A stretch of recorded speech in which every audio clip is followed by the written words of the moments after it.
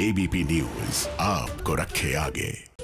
हम लगातार आपको किसान आंदोलन पर अपडेट दे रहे हैं क्योंकि आज महत्वपूर्ण बैठक होने वाली है सरकार और किसानों के बीच। उम्मीद है कि आज तो कम से कम कोई हल निकल जाए।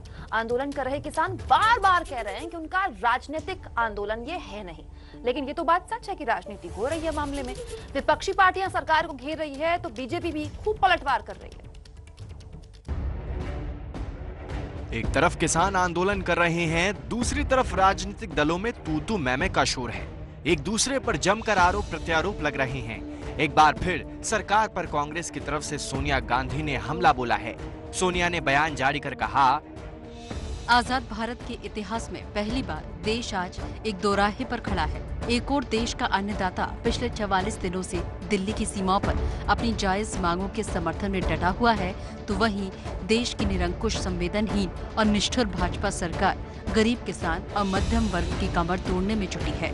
प्रधानमंत्री 60 किसानों की मौत हो गई बॉर्डर पर, उन्होंने शहादत दे दी, उन्होंने चुप्पी क्यों साध रखी है? मोदी जी के मुंह से कि 60 किसानों के परिवारों के प्रति सांत्वना और सहानुभूति का एक शब्द निकलता क्यों नहीं? मोदी जी 73 साल में देश के इतिहास में पहली बार गांधीवादी और शांतिप्रिय तरीके से जो लाखों किसान बैठे हैं, उनमें से 60 किसानों ने शहादत दे दी और देश के प्रधानमंत्री एक शब्द नहीं कहते। जो आपकी संवेदनाओं और आपके सरोकारों को से जवाब चाहता है।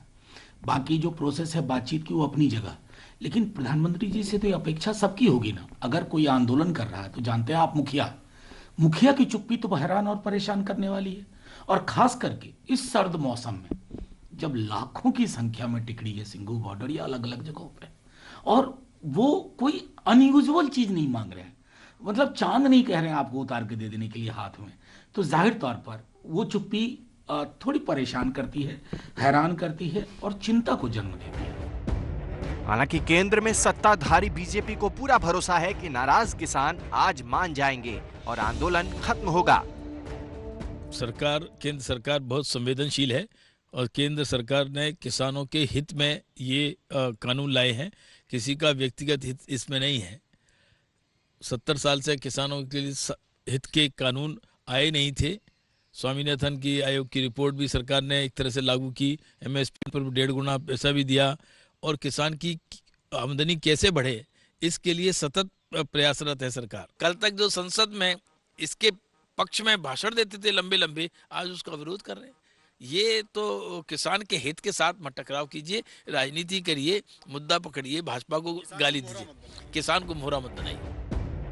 किसान आंदोलन में तेज होती राजनीति के बीच कृषि मंत्री नरेंद्र तोमर से लेकर अमित शाह तक पंजाब बीजेपी के बड़े नेताओं के साथ बैठकें कर रहे हैं और किसान आंदोलन पर चर्चा कर रहे हैं। कांग्रेस के हर सवाल का जवाब देने के लिए बीजेपी ने जोरदार तैयारी की है। एमपी में कमलनाथ ने जब 16 जनवरी से आंदोलन की बात कही, तब बीजेपी की तरफ से मोर्चा ज्योतिरादित्य सिंधिया ने संभाला।